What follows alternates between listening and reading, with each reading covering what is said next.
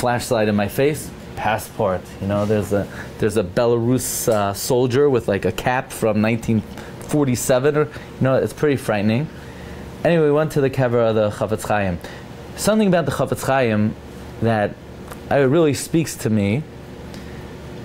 You know, it says on his kever that, you know, all the amazing things he accomplished, Leman Hashem or Leman Amo Yisrael. Like the Chafetz Chaim's cheshbon in all the Sfarim he wrote, he didn't write Sfarim to show off his lumdus or to show. He wrote Sfarim for one reason. He wrote Sfarim Leman Hashem, what he thought Klal Yisrael needed to work on. You know, it's interesting in the bio for the Chafetz Chaim, written by his son Rabbi Aryeh Pupko. There was a Pupko in this in Pittsburgh who is a descendant of his. He wrote that, you know, the Chafetz Chaim, if people came to him for a bracha, they're going to America, the Chafetz Chaim wouldn't give a bracha. He held, you know, to go to America. But later on, Chafetz Chaim's son said, he told the Chafetz Chaim, you know, I think you're making a mistake. The reality is Yidden are going to America. So the Chafetz Chaim says, so what should I do? So his son said, you need to go to America. You need to go to America and be mechazik Yidden in America. So he said his father didn't answer. He figured his father thought he's off the wall. And then he said, he brought him a raya. He brought him a raya that you're mechuyev to go to America. He says, if you look in the Navi Yirmiyah, it says Yirmiyah told them, don't go to Mitzrayim, you're not allowed to go to Mitzrayim, it's us to go to Mitzrayim. The next thing we know, Yirmiyah is in Mitzrayim. What happened? He told them they're not allowed to go, but once the Talmidim go, the Rebbe has to go. So the Chafetz Chaim didn't answer. But he said shortly later, the Chafetz Chaim wrote a sefer, Nidchei Yisrael. So he wrote it to be Mechazik Yidden in America. So Chafetz Chaim felt he was too old to go to America, but this was his response. In other words, everything the Chafetz Chaim wrote was for Tzorech Hasha. But there's something the Chafetz Chaim said that really speaks to me. We're in Pittsburgh, Pennsylvania, city of champions, they say, right? About Eitzas for Harbatzas Torah and the Zechus of Harbatzas Torah. So I was just thinking today, you know, by tzedakah we say Gadol Hama'asa Yoser Min Ha'isa. You know, greater is somebody who persuades someone else to give tzedakah than someone who gives tzedakah themselves. You know, if you think about that, why is that the case? You know, he gave the money. Yeah, but if I was instrumental in being able to convince him to do it, then my zechus is greater than his zechus. So we all know, you know, we're all mechunach in the yeshivas hagadolos. We all value limud HaTorah, you know, nefesh hachayim, that the Torah is a Torah's chayim, and every moment that we learn, we're pumping vitality into creation. If there would be a moment in time that someone wasn't learning, the world would cease to exist.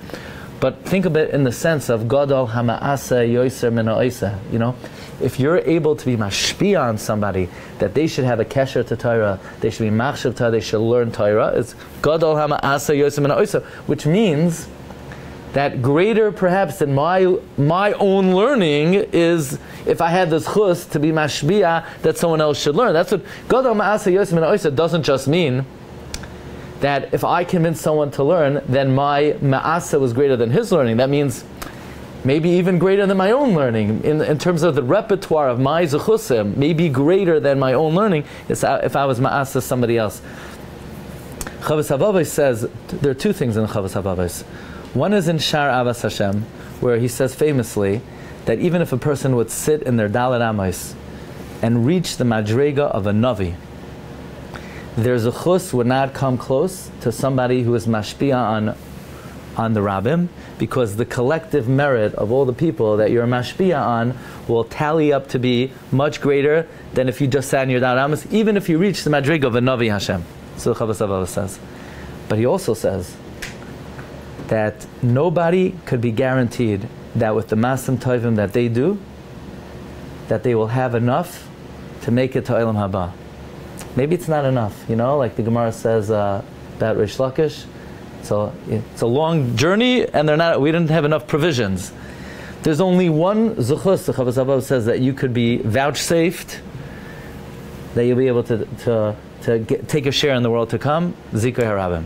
It's the only thing that is like guaranteed. Otherwise, you know, you never know. You know, you never know how the scales will end up.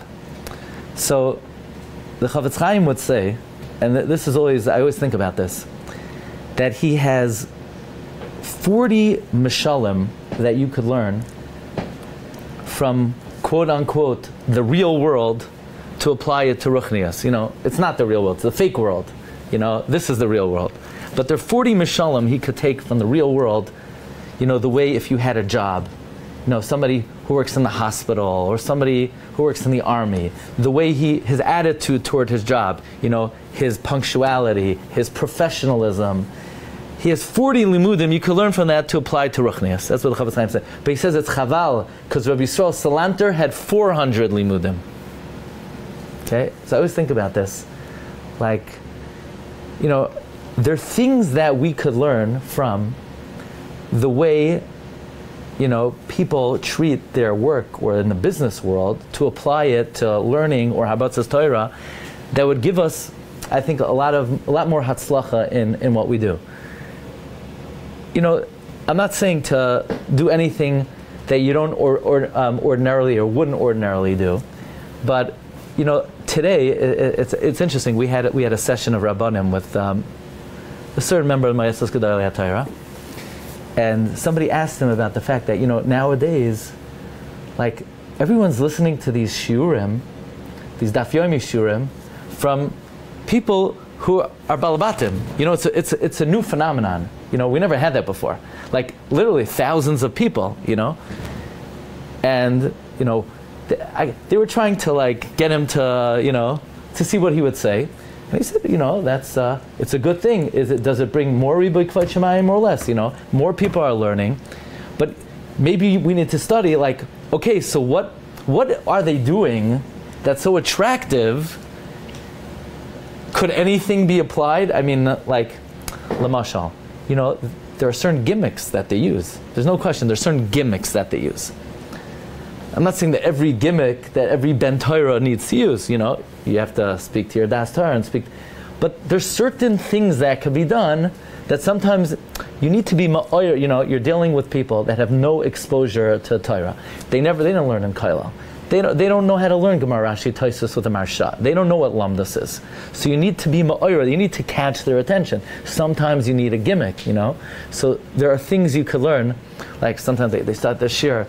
They have a certain mantra that they start the shir. I remember there was when I was a kid, there was in New York. I'm embarrassed to say, but I'm saying this with Tayelas. There were two guys. They used to analyze the sport game the next day. Sports talk radio. So the way the program would begin, you had this guy. Good afternoon, everybody. I'm thinking, that's how the shir is starting now. That's how the shir is starting. But they got millions of people to listen to them, right? So okay, so someone is taking a gimmick, from the outside world, and they're using it to get people to learn, So, you're not don't water down the learning, but you need to get them into the base medrash also, So, what would the Chafetz Chaim have said? Would the Chafetz Chaim have said? I'm not saying yet. Just saying, think about it. The Chafetz Chaim says there are limudim you could take from the world. There's a legend. I don't know if it has any basis in reality. It could be brought in the Sefer Shalshelas HaKabbalah, which is a very questionable Sefer. The Chidah said it's not a reliable Sefer, but all the legends they say about the Rishonim come from Shalshelas HaKabbalah. Rav Gedalia ibn Yechia, the Chidah quotes Shalshelas HaKabbalah. There are a few historical works written by Gedolim. One is Seder Hadoros by Rabbi Yehuda HaNasi that the Chidah wrote comments on. However, the Chidah had an issue that he quotes Shalshelas HaKabbalah. Rashi brings in Parshas Tetzaveh about what's the ephod. So Rashi says, well, the ephod, it's a kind of apron that the princes would wear. It's how does Rashi know? So the story goes, Rashi was once walking down the street in Troyes, and he saw a prince riding down the street. So Rashi remembered that, Not saying Rashi went out of it. He wasn't standing on the streets watching, studying how the princes dress. But Rashi saw it, he remembered it, and he used it to explain. I don't know, if it has basis. This has basis in reality. What I'm saying is that you see today that there's certain things that are attracting people's attention. So, You know, if you treat ruchnias, it's no different than a business. So in a business, you have to sometimes take inventory, and there's certain things you need to do to enhance the business. You know, your merchandise is your merchandise. You never water down the merchandise, you know. Like, I'm not a big storyteller. I like to give toichen, I like to teach Torah. The Torah speaks for itself, you know.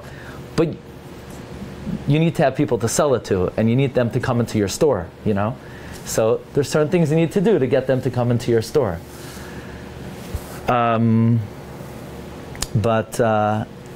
the Torah is a very is the best chayra. In other words, Jews need Torah. Jews want Torah. You know, here we're out of town, we're in Pittsburgh, we say, you know, the culture might be different than in New York, but the Jew is not different, and the neshama is not different. And the main need of a Jewish neshama is limud Torah. You know, that never changed. Not 3,300 years ago, not when Hashem gave the Torah to Har Sinai. I saw a beautiful chidah. I'm very into the svarim of the chidah. And I think the reason I'm into the svarim is because my grandfather, after the war, published the Leiv David of the chidah. I feel like I'm connected to the chidah. Chidah says the year that Hashem gave the Torah to Kollel Yisrael was the year Chi Basam, 2448. Chi Basam, Hashem's love for us. You know, the Jewish soul needs Torah. So you have it. You know, they're thirsting for it. They want it. They may not know how to express it. You know, you might have to package it in the right way, but they're starving for it. And if you could provide it, it's the greatest zechus, it's the greatest privilege. I'll say something about my grandfather. Rabbi Langer mentioned that, you know, in his 90s, did you ever remember how he got an aliyah? You know, he got called up to the Torah. People in PZ were saying, like, why is this man running to the Torah? He would run, you know, he would run to the Torah. And if you would ask him, why are you running? That's how you go, you know, right?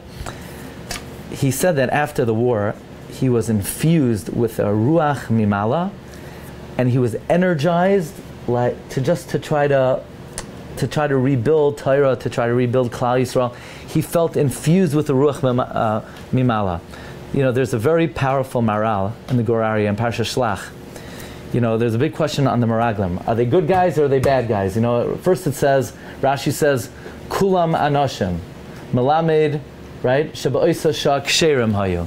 And then Chazal say, you know, Vayelchu Vayasu, Makish, Biyasam Halichasam, Ma Biyasam Berishus, Af Halichasan, they were Rishon. So it's a stira. First Rashi says, Ba'isa Shak Shiurim Hayu, and then Rashi says, they left as Rishon. So how can you say Ba'isa Shak Shiurim Hayu? There are many answers to this question. Gur Aryeh says, they were tzaddikim. They were kasherim. That's before they were appointed. Once they were appointed by Klal Yisrael, and the machshava of Klal Yisrael was not l'toiva, the mishaleach, so to speak, sullied and defiled the shluchim. You are affected by who sends you. The one who sent you, the mishaleach, so to speak, infuses the power into the shliach. So if the kavan of the mishaleach is l'ra, it will be mahapech yu l'ra. That's what the Gur Aryeh says. So I always think about when my grandfather says that he really felt he would say he's a shlucha derachmana. He always viewed himself that if he survived, Hashem is sending him on a mission to rebuild Klal Yisrael.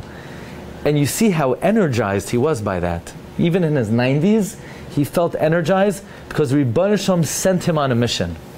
You know, so you're here, you're not in Lakewood, you know, you're being Moiser Nefesh, but you're shluchim of Klal Yisrael, you're shluchim of HaKadosh Baruch Hu, you're shluchim of the Torah. So, you know, think about that, and it should infuse you with kayach, it should infuse you with hope. You know, the two things you need to know. Number one, you know, you're in the business. Your business is you're selling Torah, so you have the best merchandise, and the people want it. There's nothing in this world they want more than what you have to offer. You just have to figure out how to give it over in the right way. So you should have a lot of siyata d'shmaya.